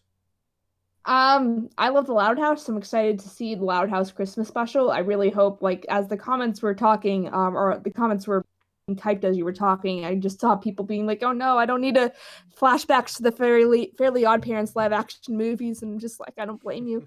So I'm hoping, there's some, care and effort, and not to make them too corny, and not try to awkwardly put 2D stuff into 3D environments, and let's not do that, guys. But well, I mean, to be fair, I'm like, if I could just comment on something, like, sure. I can definitely see how things can go way better for the Loud House more so than it is Fairly Odd Parents, because Fairly Odd Parents is a lot more fantasy based, and that one is like, it involves fairies and stuff like that. It's not necessarily a series meant for live action anyways, whereas the Loud House, on the other hand, that one is a series that's a lot more down to earth. That's not one where, like, random fantasy elements would happen. So having that series transition to live action is going to be a lot more smoother. Yeah, that's fair. I was just more thinking as far as when you're taking 2D elements and translating them to live action and trying to replicate the 2D aesthetic. So, like, Fairly Odd Parents was the example that, because it's both Nickelodeon and it did that pretty horribly. But, there's been other, instances like the Scooby-Doo live action movies and, that kind of thing, where it's just like sometimes forcing things into a different aesthetic that it just doesn't work. But that being said, yeah, you're right. It's just, at the core of the Loud House, it's just a cast of characters and their interactions. So it's going to be hard to screw that up unless, the script isn't there, the plot isn't there, that kind of thing. Or the casting isn't believable, I feel, if we can't get behind, some specific casting choices. But I am openly flexible, and I'm kind of interested to see how they pull this off. Well, it's not like they could. It's not like they have a lot of options, considering that a lot of them are going to be kids, anyways. So yeah, but regardless if they're kids or not, if the kid's a bad actor, the kid's the bad actor. Yeah.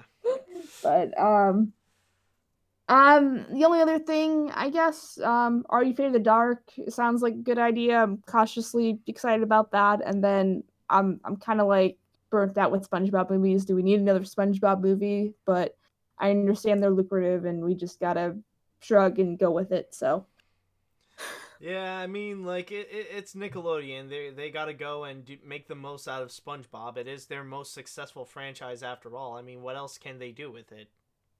what are they gonna do? End it? They could, but that would be the best option. But then again, considering that it is Viacom, I guess, like if Viacom is not going to stop South Park, then what's going to make them stop SpongeBob?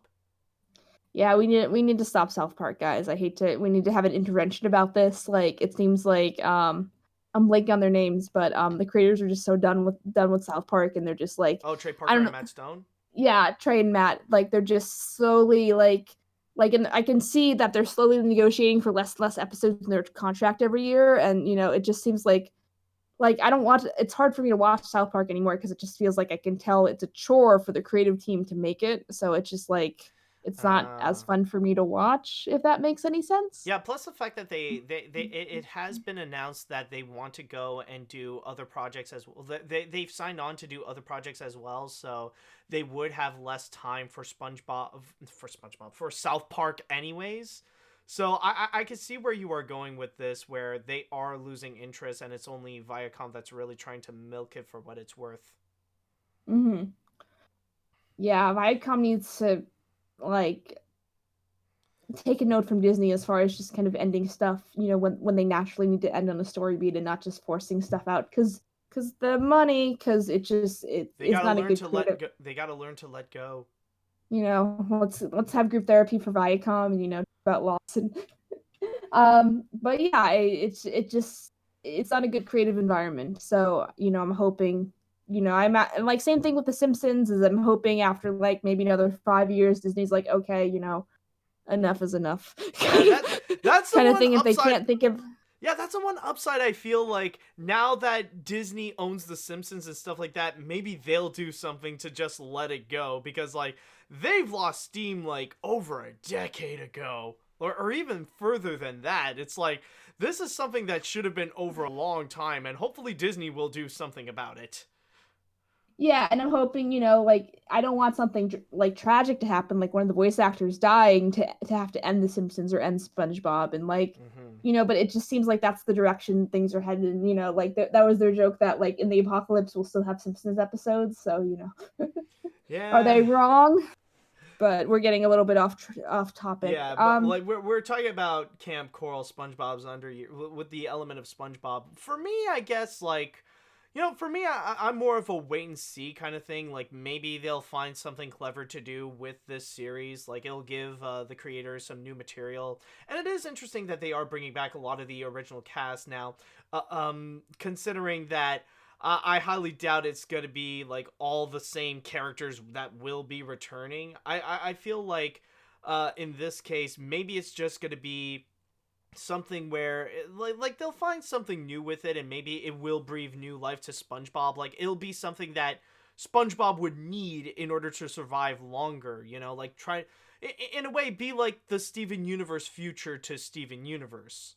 That maybe Mhm. this can be like something to continue SpongeBob, but in a new and fresh and exciting way. So like I'll still be a bit optimistic to see what they can do with it. If not, then well, oh well. It's just like an extra cash in. It'll be Viacom's fault more than anything. Yeah, and it's just the same issue of like people not really appreciating what they have until it's being threatened to be taken away from them. So I feel like same thing with Simpsons or same thing with SpongeBob. As soon as like one of the networks makes the call and said, "Hey, this is we're gonna end it. This is a good run, but the voice actors like are done and we're done and we're whatever." And then everyone's gonna be like, "No, SpongeBob, one more season." And I'm just like, "Have you been watching the last like 5 seasons? Like now you care?" So same thing. I feel like people with My Little Pony content is just like, there's people that are afraid of like me branching out, and I'm just like, yeah, but were you really watching the content in the first place? So I don't know. There's my mini rant. So No, I understand how you feel. Like sometimes people don't necessarily care about it until like it's gone for good. Like they like that's unfortunately a very common thing, is that people do take things for granted. And if we do take like the thing is, yeah, people can go and rant about stuff like SpongeBob and stuff like that, like Camp Coral or any of the recent episodes, but once SpongeBob will end, like people are gonna freak out. They would rather keep, like, some, I'm sure some people would rather keep SpongeBob so that they could continuously make their rants or stuff like that than actually have the series to legitimately end. Mhm. So Yeah, I agree. yeah, So. yeah. I don't know if we do have much comments on like any thoughts about like some of the other shows like Danger Force or Big Nate or The Astronauts.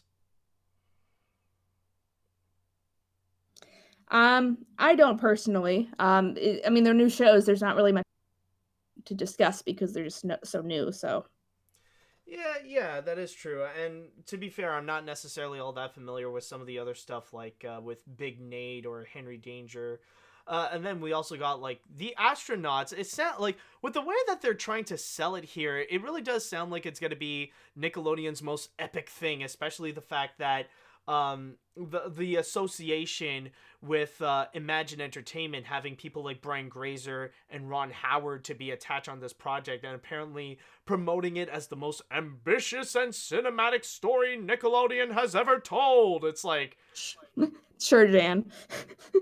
I don't know, man. It's just, I highly doubt on that, but it seems like they could be overselling it on this one, but you never know. But then again, like, considering like one of their most epic and ambitious or cinematic stories, like that's already been covered with Avatar: The Last Airbender, so it's going to be near impossible to try to top that. Yeah. So yeah, honestly, overall with me, like, there's nothing that really does grab me the most. In fact, I'm gonna be very honest. The only one that really does interest me, like if I have to pick one to legitimately go and fully watch, for me it would just be Camp Coral, and that's it. Like, I don't really watch much of Loud House, or some of the other ones don't necessarily interest me, except for like Astronauts. Like, if it is as like epic as they try to sell it to be, then I'll probably be interested. But other than that, it's like, it's just Camp Coral, and really that's it. That's kind of like sticking out for me. Yeah, I'd recommend next time you have homework, Loud House is excellent. So would Okay. No, recommend. I've heard a lot of amazing things about Loud House, so like I would consider it. All right. With that said, though, it is time that I want to go and pass on to the chat wall, and I want to go and ask you all, what do you think about the new shows that Nickelodeon has discussed about, or they have revealed for their 2020 and 2021 lineup? Are there any that you are interested to go and check out? Are there any that you would like to see, or any concerns that you have with any of the shows? Let me know what you all think. All right, let's see now. All these shows sound pretty interesting. I'm definitely looking forward to Camp Coral. The Big Nate series sounds pretty interesting too, since I am a big fan of the original comics and book series. The live-action Loud House for me is a bit iffy. And also, can't Nickelodeon get enough SpongeBob content? We already have the third SpongeBob coming out. Just end this already, because I don't want any more SpongeBob rants in my recommendations on YouTube. Yeah, that would be one amazing benefit. Just end off the rants on SpongeBob. Just like, stop making, like, if we don't have any SpongeBob anymore, then we don't have any more like people ranting about SpongeBob. So like, can we just have that, please? That could be one great encouragement to stop SpongeBob altogether. You'll stop the ranters on YouTube. Oh, that would be nice. Then they'd have to get an actual job. Yay. Yay. Let's see now.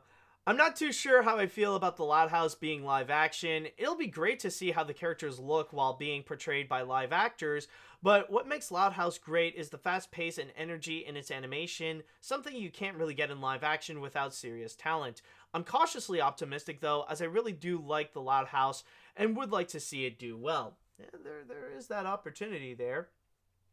Let's see now.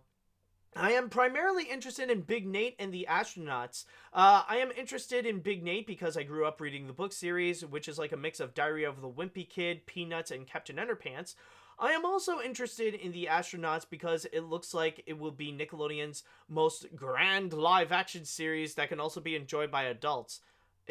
Wait, oh, they didn't necessarily mention if it's either live-action or animation, did they?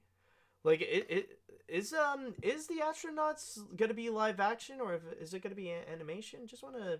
I am assuming it's animation. I feel like a live-action astronaut show might be costly, but, you know, what do I know? Yeah, that is a very good point. Like, I was always in the presumption that, like, it is just going to be animation, especially if they're going to talk about, well, it's going to be a show in space. So it's like, yeah, it would be cheaper to go animation on that than, like, legitimate, yeah, it didn't, yeah, funny enough, it didn't necessarily mention if it is going to actually be either live action or animation. So, I guess there is that. Okay, anyways, let's go back into this. While not on par with, say, Band Geeks, every now and then SpongeBob does have a diamond in the rough that reminds me of its heyday before the first movie. Episodes like Mimic Madness, the stop-motion specials, and the SpongeBob Broadway show were amazing, so I am keeping an open mind for Sponge on the Run and Camp Koral. Also, glad that Blue's Clues reboot is doing well. Oh yeah, a lot of the reboots are doing well, like, Casa Grandes is pretty much successful. Well, Paw Patrol, I mean, it's freaking Paw Patrol. I mean, they even announced, like, a movie that's going to be coming up in 2021. Blue's Clues, of course, and even the Are You Afraid of the Dark reboot is going pretty well. I mean, the fact that it's getting a second season. Let's go on. Oh, nothing. I didn't really have anything to add. So, okay. I was going to say that. Funny. Fair enough. I'll read one more, and then we're going to jump onto the next story that we have. The best story. Oh, yes. Oh, my God. I can hear the hype on you with that as well. I read the entire upfront. It's not that interesting, in my opinion. Almost everything on there, like Camp Koral or Henry Danger spinoff, is not that interesting. Also, there were other projects that weren't on this upfront that I'm more interested in, like the Rugrats revival and Garfield. Well, I mean, like, I'm sure they're going to be coming up, but, like, this one is primarily just for the 2020 and 2021 lineup, so that's just going to be mostly for this year and a little bit of next year, so I think we'll have to wait a little bit more for those to come up as well. Alright, but with that said, it is now time that we are going to be jumping into the grand finale, and just like what you just heard, me and KP are really excited to go and discuss about this one, because, oh man, is this gonna be amazing. From the studio that brought you Sharknadoes 1 through 6. Yes, and I just need to say right now that you'd think that this is dead. You'd think that this is all gone, but oh no, it's coming back with a vengeance. You'd think that we're all safe from the days of the little panda fighter and Ratatouille. But nope, it was just hibernating, and it is slowly waking up. From the Asylum, we bring you the upcoming ripoff of Pixar's Onward, which is going to be called Homeward. And I actually got a clear look of the trailer right over here. So with that said, let us now go and check out Homeward. Destroy it and free my people.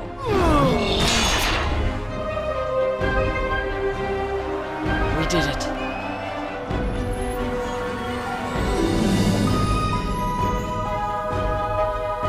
Elves and orcs live together in peace. Our ancestors lost what was rightfully ours. Complete orc domination. We're going on a road trip. I'm taking you to New Orc City. I am an elf. You're an orc.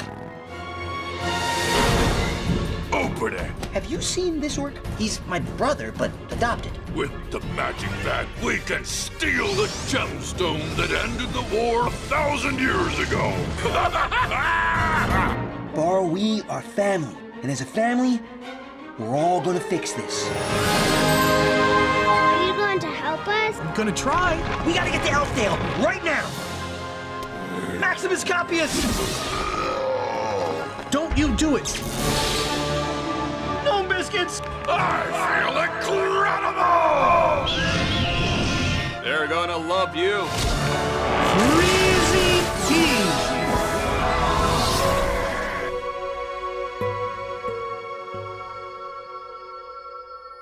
Music? Do you know what's wrong with you?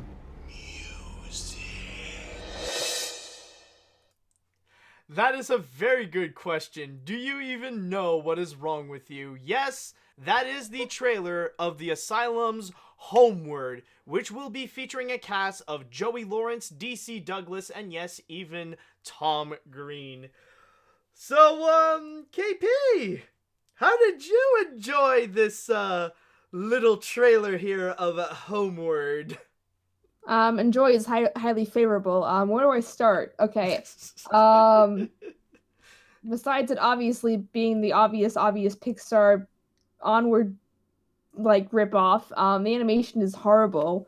Like, looks like they rotoscoped every or they, Yeah, they did the motion capture thing.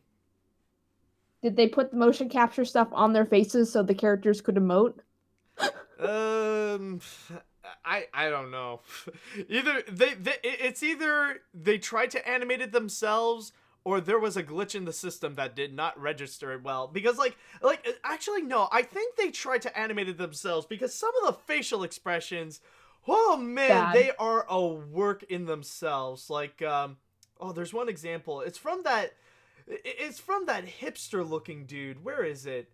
Where's that cinema snob looking elf? Like this guy. Like, oh man, they did a job on this thing. Like, hold on. Whoa! It's like, nah, they tried to animate, but it did not go well. Someone screenshot that for a meme, please. Oh yeah. Hold on, I need to make it bigger and better. If you guys want to take a screenshot here, let's get.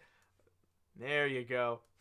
There, a nice look. And by the way, this hipster-looking dude is gonna be Tom Green's character. I don't even know who any of these people are. Is that bad for me to say? No, I mean, no, it's fine. Well, I'm not 100% sure on Joey Lawrence, but I know DC Douglas is a prominent voice actor. He's done a variety of video games, and he has done a variety of animes and animated projects and stuff like that. He's a very prominent voice actor. Tom Green, however, I'm surprised you don't know, because he's actually a pretty familiar name. Well, it's hard to really point out some of the movies he has done or some of the projects. Are you familiar with a movie like Road Trip or Freddy Got Fingered? I've heard of Freddy Got... I'm just gonna Google it. Yeah, I haven't heard... Yeah, I've heard of Freddy Got Fingered passively, but I never... He looks like Alan Rickman a little bit. But okay, yeah, I believe you. So I guess they modeled his character after what he looked like, and... Probably, yeah, I think that's the thing with him. Traditionally, your top billings are, A to B list actors, not voice actors. Not that there's anything wrong with billing voice actors, but people just might get confused if they're not, if they don't recognize, if the general public does not recognize the names, they're going to be like, who? What? Why should I care? So trying not to be unempathetic, because I think voice actors probably need more recognition in general, but as a marketing strategy, I don't think this is the best way to go about it. To be fair, I'm just going to say we're talking about the Asylum here. I mean, the fact that they even got people like DC Douglas, is kind of I can understand why they would have him in the top billing, because he can actually be pretty talented. So, I don't blame them. They're trying to make the most with what they got. I have $2 and one animator. What can I do? So. Oh yeah, and especially one thing, I think you just mentioned this, but one thing that I really do like about this trailer that I find hilarious is actually regarding the orcs, because not only do they all look the same, they all look like frickin' Wreck-It Ralph. Each and every single one of them, here's Ralph, and then Here's a whole gang, and then we got all this. Here's a whole gang of Wreck-It Ralphs and a gender-bent Wreck-It Ralph right behind. And then, like, there's another, like, prominent shot. Like, here's an army of Wreck-It Ralphs with the leader having glowing eyes. It's like, you know what it is? It's like all those Ralphs at the end of Ralph Breaks the Internet. They all just, like, the ones that came from the virus, that they all came together and they decided to make a movie with a few other, like, random people that they found on the internet, like with some of the internet avatars. They had to go somewhere. So, and Yeah. the other joke I was gonna make is like, I only have a budget to make 3 characters over and over again. Yeah. Oh, we'll use this recycled animation that we pulled from a Wreck-It Ralph video game. Like, we pulled the model out of that, so you can use that as the orcs. Just put in, like, a couple of fangs on his jaw, and then we should be good. There you go. That's your orc. Now it looks like a character. Now it looks like something out of World of Warcraft, even though, like, even the armor that this one is wearing right here, it looks a lot more like Wreck-It Ralph, like when he's in the when he's in that war game in the original movie. Like what is it? Hero's Quest, or no, not Hero's Quest. It's like, I'm trying to remember. Chadwell, if you can help me with this, what's the shooting game that Sergeant Calhoun came? Hero's Duty. Like, he looked like he looks like he came straight out of Hero's Duty. No, it's the reverse ship where Calhoun and Ralph got together and that's their child. Oh god, please don't put that image in my head. I don't need that, please. Oh god, but it's more anatomically correct than the other one, so it's fine. I guess, maybe? Than the other ship, yeah. Yeah, true. I guess. I don't know. I don't know. I still wish Fix-It Felix happiness. The dude deserves some love, so I don't know. It's like that. You keep yourself with Calhoun. But anyways, one thing that I will comment, however, despite the fact that it is evidently clear they're trying to rip off Onward, there is one other movie that it really does remind me so much of. And I mean, yeah, sure. Like, you could say, like, this, Onward, and the movie I will mention, like, they all have very similar theming. But I feel like what Homeward is doing is that it's copying a lot more on the Netflix movie Bright. Do you remember that film? It's the one with Will Smith, where it's in a modern setting, but it features, like, fantasy characters like orcs and stuff like that, and he's a cop and his buddy is an orc cop or something like that. I'm not even familiar with it, so, but I believe you. It has a pretty infamous reputation. I'll just say, like, what this movie is right here, like, if you know Bright, then you know what I'm saying, that Homeward is basically, if you take Bright, except the quality of the movie now fully reflects on the quality of Max Landis's personality. I think that's the best way to put it, because, yeah, just like KP said, this, like, even the animation here is like, whew, this, like, especially with the fact that they're trying to do motion capture for its animation, like, we're legitimately going into food fight territory. That's what it really is right here. Like, now we're just going into food fight with this. Yeah, I mean, I don't really know why they decided to finish this movie, except just, I assume it's going to milk off, Onward success, and then people like, have you heard of this ripoff, this sheep ripoff, and, clickbait 101, and then people are making memes, and that's how the movie kind of gains an audience, if that's what we got to call it. Like, Sharknado, I feel like gained an audience just because it was just something absurdly, like, I can't believe they made a movie about tornado sharks. Same thing with like something like Rubber. I don't really get the angle this is going, except just milking off the success of Onward, which is like not really a good artistic reason for making a movie.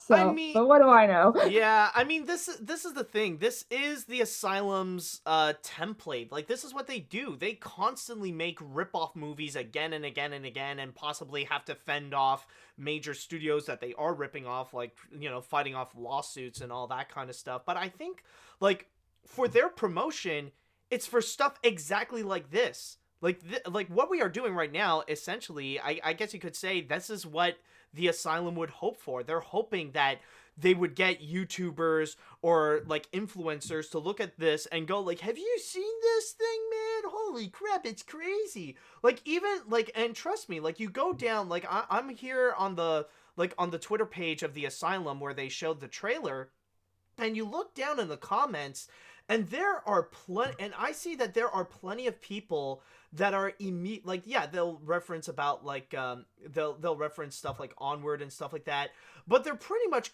like immediately contacting people who would usually talk about this. Like, they're already talking about they're already talking to people like Saber Sparks and Rebel Taxi. Like, they're already contacting them to mention that this thing does exist. Like, trust me, like, people, like, so far, Pan Pizza and Saber Sparks, I'm sure they are more than well aware about what is going on with this. And to be fair, honestly, I wouldn't necessarily be surprised if they would legitimately go and actually make a video talking about the Onward ripoff. And I think, honestly, that's how, like, this is how this would be the Asylum's marketing, is that they are going to use their these influencers to indirectly talk about this in order to gain this movie some attention and maybe some profitability as well, that this is something that's so crazy that, you know, maybe they'll buy the DVDs and stuff like that as a so bad it's good kind of film.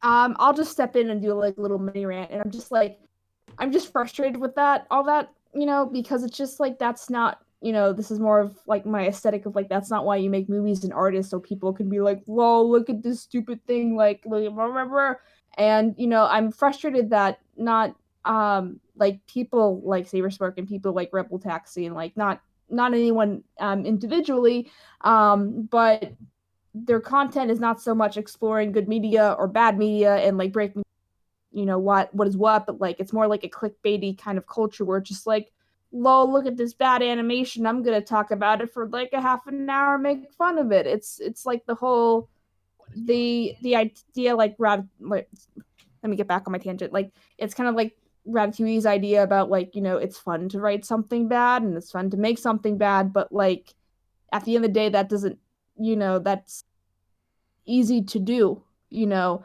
and we should be, as an animation community in general, we should be focusing on the positives and not just like, look at this bad thing, I made a funny meme. I don't know. It just lacks integrity, in my opinion. So, rant over. Yeah. And keep in mind, we're not ranting against Saber Sparks or Pan Pizza. We're not knocking against these guys. It's more about like the current culture right now that is with YouTube and even with reviewing in general, where unfortunately, yes, these we would prefer to do positive reviews praising about good animation and stuff like that, but then like with the negative reviews, like a lot of people would go and do more of those because they get a lot more attention and they get a lot more clicks, unfortunately. So that's they're entertaining. Yeah, so I was just gonna add the entertaining, and like, people want to have fun, and it's not fun to talk about a good movie. You know, they don't care. Everyone wants to talk about bad movies because they're fun to make fun of. So like, the Emoji Movie blew up not because it was good, but because it was so bad, and people were just like making clickbait BS about, you know, how bad it is, and like, go spend your time watching a good movie. Get out of the house, man. I mean, unfortunately, yeah, like, it's one of those examples where there is no such thing as bad publicity, and that's essentially, you know, that's essentially kind of the marketing, that's essentially the business template of Asylum right now, and that's exactly what they're doing. I think it's been, like, if this is not their first time, then it's been a very long time that they've entered into the realm of animation.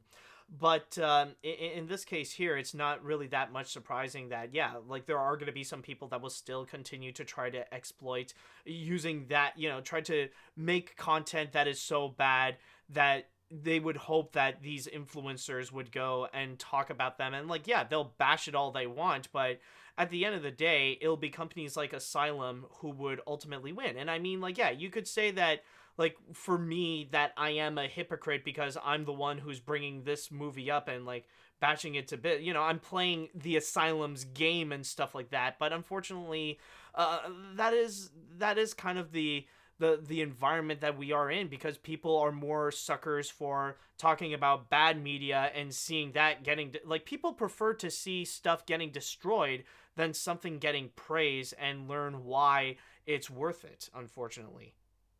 Yeah, so I'm hoping that changes in the next couple of years, just with the influencer aesthetic in general, and that's kind of my MO, is not so much not talking about movies, but also honoring like what is good, or like learning, giving tidbits between many podcasts and stuff like that to have people learn and, understand why media is good and bad, and not necessarily. The other aspect is like, you're not stupid for liking an inherently bad movie, but you have to understand, what doesn't work about it, and understand what you draw from it. So maybe you like my go-to example is The Little Mermaid, which The Little Mermaid is, technically a good movie, but it hasn't aged particularly well, especially with the relationship between Ariel and Eric, because it's like, oh, she meets him and she falls in love with him, and is that realistic in 2020?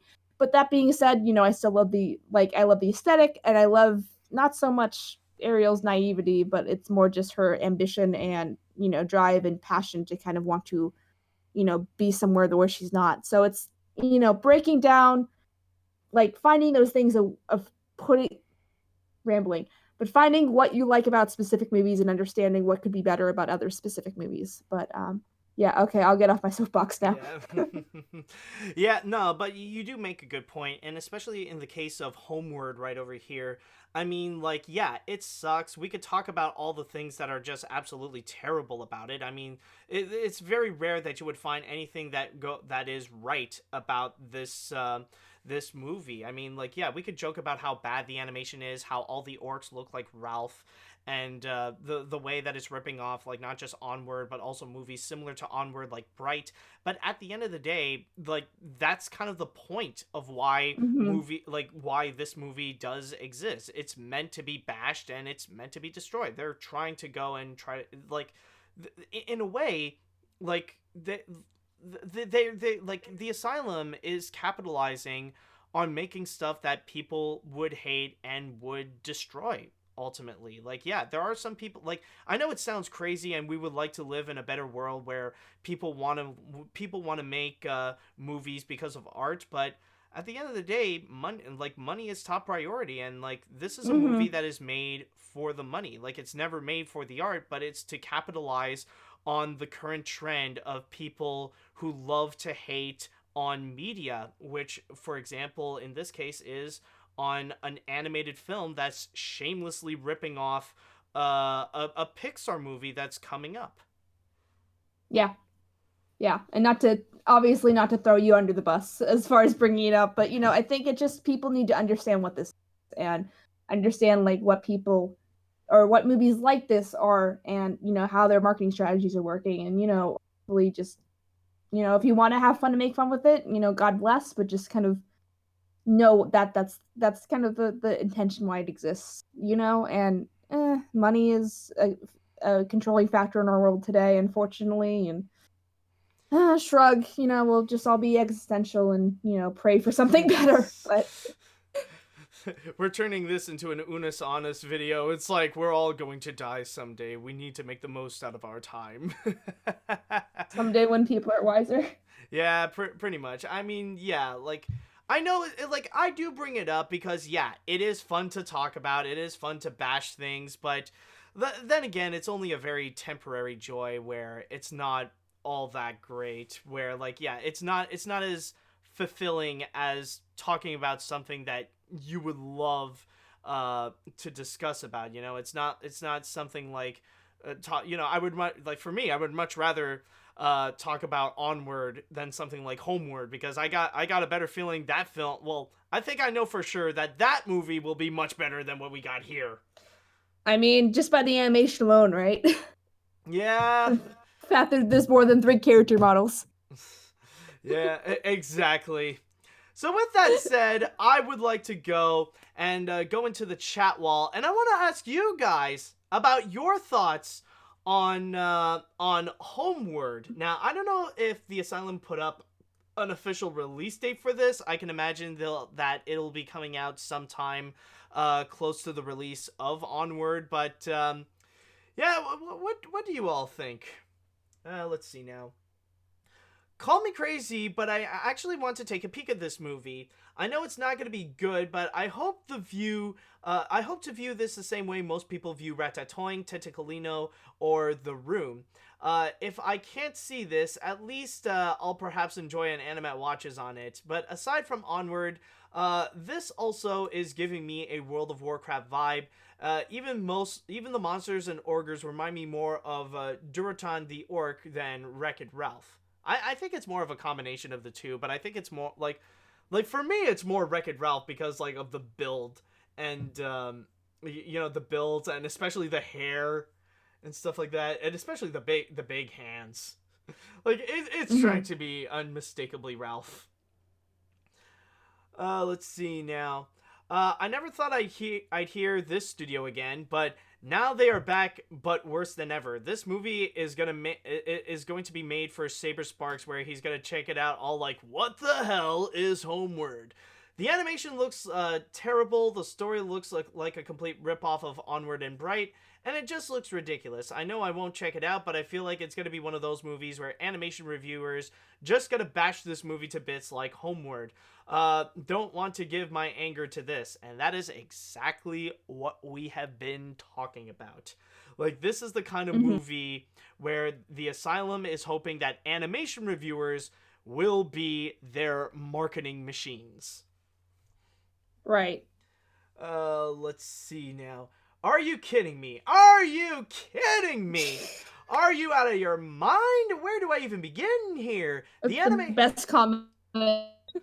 Yeah, the animation is horrible. The plot is as unoriginal as it gets, and it's not even subtle with how it rips off on Onward. So at the end of the day, if I can guarantee that Tom and Chris will be okay, I hope this movie gets an illness and then gets hit by a car and dies. Unless Tom Green sings to Joey Lawrence the beautiful serenade. Joey, would you like some sausage? Joey, would you like some sausages? Oh God, don't please. Let's get dinner and a show. Do we need references to Freddy Got Fingered here? I don't now I'm at the point. Do I want to revisit that again, or do I want to go with Homeward? I just don't know. Oh God. Okay. Now let's see now. Holy smokes, that was the best trailer ever. Nah, I'm playing with ya. This looks absolutely terrible. I thought the Asylum would stop making these trash live action and animation ripoffs. And also, I don't even know if I could call this an Onward ripoff, especially with the plot, but I know the Asylum likes to rip off movies only by their titles to trick clueless grandmas into buying this trash instead of Onward. Yeah, it's also, of course, that's also a part of, like, the people that they would want to go and try to get into. But let's see now. I'll go and read one more comment here. Oh boy, you gotta be flippin' kidding me. An Onward ripoff, even though that movie from Disney and Pixar has not come out yet. Oh boy, I never knew there was gonna be a ripoff of an original Pixar movie of a movie that's not released yet. That just got announced. Holy crud, this is gonna be the most abysmal ripoff of any upcoming movie of the 2020 decade of all time. Pants. Sorry for the caps. I got so shook about that. I got so shocked about that issue. Oh, panting. Okay. I gotcha. And with that said, though, I think that should go and conclude this episode of AniMat's Crazy Cartoon Cast. KP, thank you so much for joining me on this episode. It has been fantastic, and you have been a great help in adding so much more onto this. Now, one thing I would like to ask you is that I'm sure a lot of people would be interested to know you a little bit more and maybe your own works as well. So may I ask, where can we find you on the internet? If there's one thing a YouTuber knows how to do. So anyway, so generally my go-to is my main YouTube channel called ILoveKimPossibleAlot. The channel is going under somewhat of a rebrand, so not giving up on ponies, but just expanding to not ponies and animation in general, and media in general. So please, if you haven't, please subscribe. And if you already have subscribed, turn your notifications on. If you've done all that, like tell your friend or your dog and, make a fake account for your dog and, get him to subscribe to you, whatever you want to do, really. I'm good with all that. So we just made a new trailer, or released a new trailer for the channel. I'm very proud of it. And like I was going for like feelsy channel trailer, and we used people like mostly a lot of Mr. Rogers material, but also like Richard Williams and Steven Spielberg, and we kind of incorporate all that. So, you know, I was going for feels, and then everyone's just like, man, I didn't expect to get feels watching a channel trailer, but so yeah, please do all that. I'll yell at you in the chat to remind you. We also started a new animation podcast called Animation Communication. The first episode is out now, and the next episode the episode's release on Wednesdays. So we're on YouTube and Spotify and SoundCloud, and then the Twitter is at the KP Podcast, and my personal Twitter is at ILoveKimPossibleAlot. Please also follow me there so you can get stuff. I don't know. It just makes me feel better when people follow me. I think that's all my things. So, and if you're flexible and you're like, there's not enough KP videos yet for animation, just like watch some horse videos, because even if you're not into the horses, you might be surprised, because we try to be like super meta and stuff. And you know, I'm still very happy with horse videos. Okay, I think I'm done. Matt, do you want to plug yourself in your own show? Well, people who listen probably already know me at this point, and I mean, they're already supporting me by just watching this show. And with all that said and done, I think we are good to cap this off. So I just would like to say thank you so much for listening. Thank you so much for watching. And until next time, see you later, dudes. All right, have a good day, everyone.